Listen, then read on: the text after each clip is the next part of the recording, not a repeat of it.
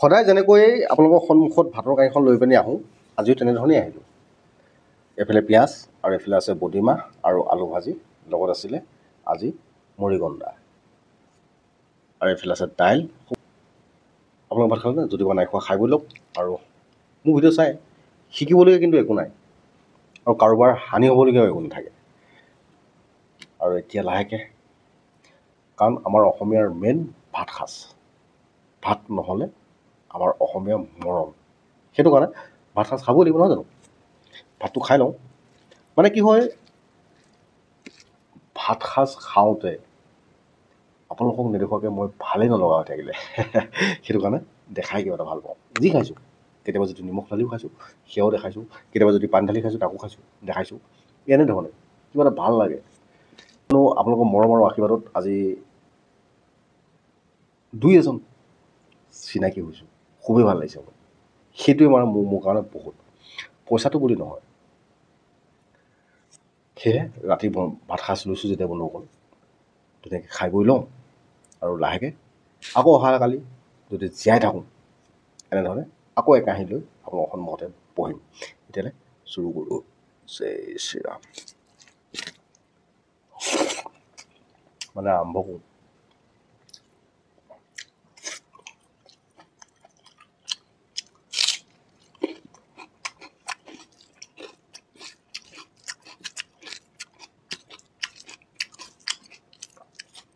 এটা কথা কি, চাওমিন ম'ম' ভাতৰ সমান জোৰ কিন্তু কোনো দিব নোৱাৰে। সেইটো কাৰণে এটা কথা কওঁ, ভাত খাওঁ।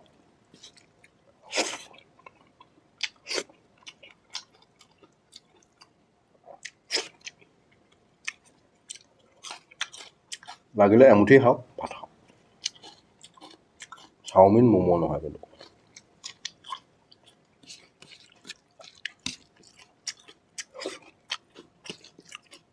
প্ৰথমে কৈছোঁ, এবাৰ শিকিবলগীয়াও একো নাই, আৰু কাৰোবাৰ হানি হ'বলগীয়াও কিন্তু একো নাই।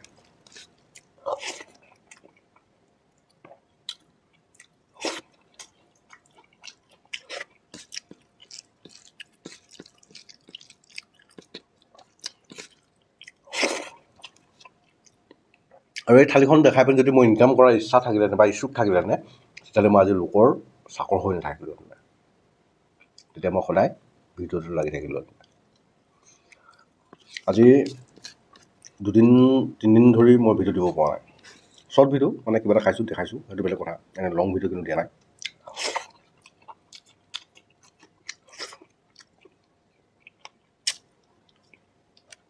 এনেই মোৰবিলাক চখ।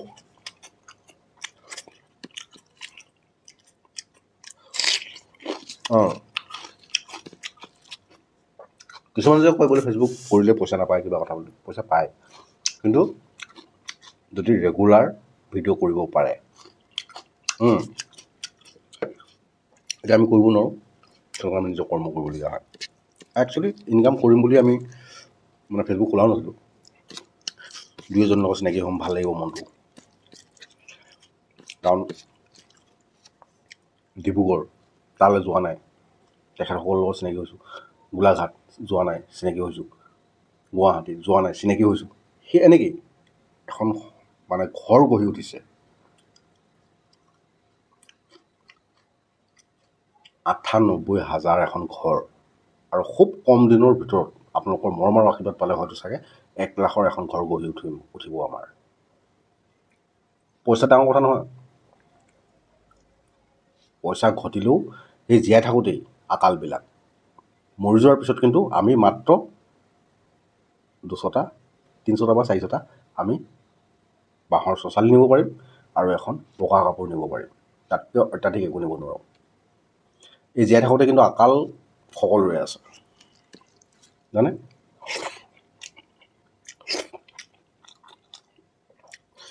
কাম কৰিবই লাগিব।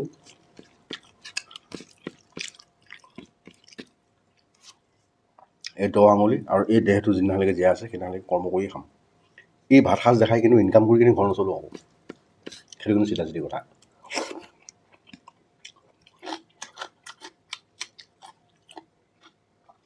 আৰু কোনেও এইটো ভাবিব নালাগে আমাৰ পাছত প্ৰজন্ম যিখিনি এতিয়া বৰ্তমান ভিডিঅ' ক্ৰিয়েটৰ হিচাপে ওলাই আহিছে যে মই নিজক ভিডিঅ' ক্ৰিয়েটৰ হিচাপে নাভাবোঁ। কাৰোবাৰ লাইভত যেতিয়া নেকি মই যাওঁ এটা কমেণ্ট কৰোঁ তেতিয়া মোক এটা কথা কয়, লাহন দা আহিছে ভাল লাগিছে, মোক প্ৰিণ্টত দিয়ে। মই তেখেতসকলক এটা কথা কওঁ, অনুৰোধ জনাওঁ যে মোক প্ৰিণ্টত দিব নালাগে। কাৰণ চাওক, আজি মই প্ৰিণ্টৰ পৰা যিকেইটা মই ফলোৱাৰ পাম বা আমাৰ ঘৰখনৰ সদস্য পাম, তেখেতসকলে হয়তো নিজৰ স্বাৰ্থৰ কাৰণে মোক ফ'ল' কৰি ল'ব, কিন্তু মই যেতিয়া ফ'ল' বেক কৰি দিম, মই ফ'ল' বেক কৰোঁ মানে। কিন্তু আজি মনত অকণমান দুখ পালোঁ মই। এজন ব্যক্তিয়ে লিখিছে লাহন দাই ফ'ল' বেক নকৰে। মোৰ বাপেৰৰ ঘৰৰ পৰা পইচা নিদিওঁ নহয়। পইচা দিব যদি কোনোবাই সেই তাৰপৰা দিব, মই থৰি দিম। ফ'ল' বেক কৰি দিয়াটো কাৰোবাৰ ভিডিঅ' এটা চাই পেলাই মই ৱাচ টাইমটো দিয়াটো সেইটো মোৰ গা পুৰিবলগীয়া কোনো নাথাকে।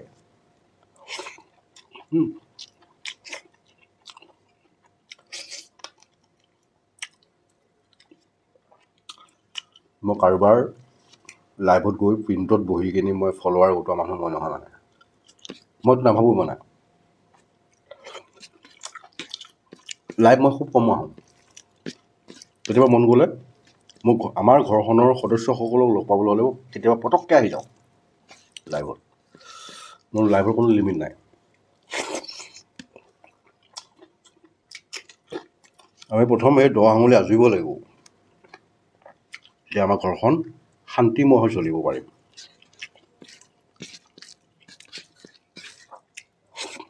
মোৰ কাম্য সিমানে।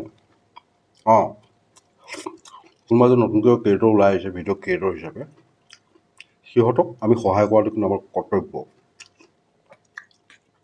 সেইটো বুলি আমি যাওঁ মানে।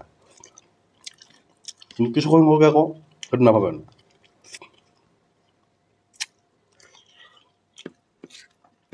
ইমান ক'ব বেয়া নাপাওঁ, কিন্তু মই ভাল লাগে। কিন্তু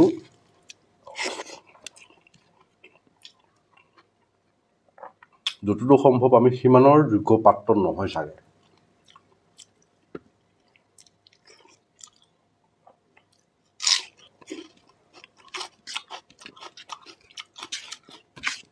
লাইভ আহি পিনে ফলোৱাৰ ভিক্ষাৰী বুলি কওঁ মই সিহঁতক। নিজৰ সক্ষমতা নাই। ভিডিঅ'বিলাকত যেতিয়া নেকি লাইভ 21,000, 30,000, 40,000, 45,000 এখন ঘৰ, তাত আকৌ ভিউজ নাই। আঙুলিকেইটা চুপি লৈছোঁ। মই ৰ'দ ঘামৰ ফৰকাল কথা। কোনোবাই যদি বেয়া পায় সেইটো মই নাজানো, কাৰোবাৰ যদি গাত লাগে সেইটো মই নাজানো।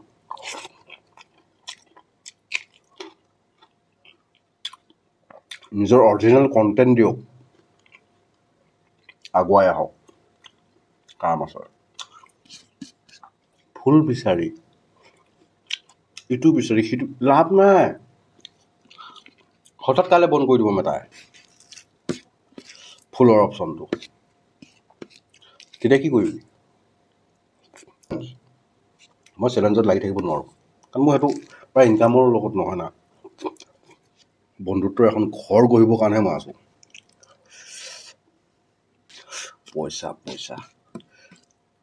পইচাখন ইমান দৌৰিছে, লৈ যাব পাৰিব নে কোনোবাই? নোৱাৰে।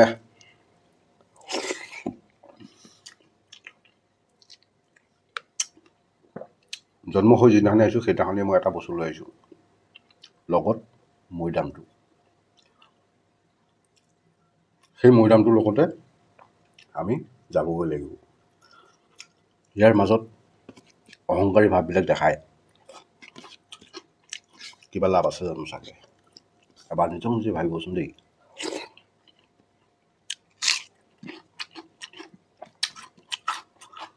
যদি মোক কোৱাটো ভুল হৈছে শুধৰাই দিব বুলি আশাৰে বাচাই ৰম গ'লোঁ।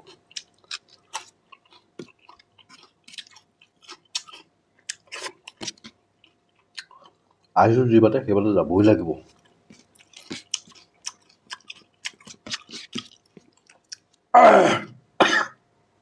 আপুনি কৰপতি হওক, একো কাম নাই। ৰাস্তা সেই একেটাই, এটকাও নাই, 10 দিন ভাত খাব পৰা নাই, একেটা ৰাস্তাই।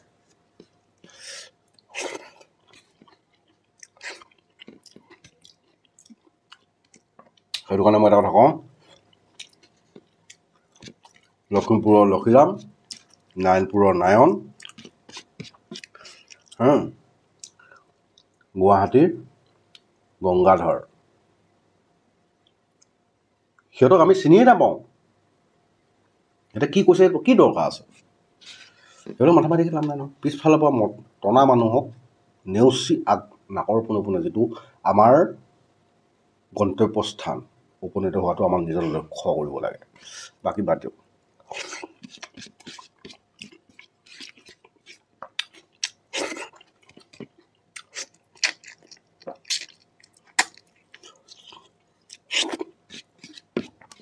আপোনালোকৰ লগতে কথা পাতি ভাত সাজ খাই শেষ কৰিলোঁ দেই, ভাল লাগিলে।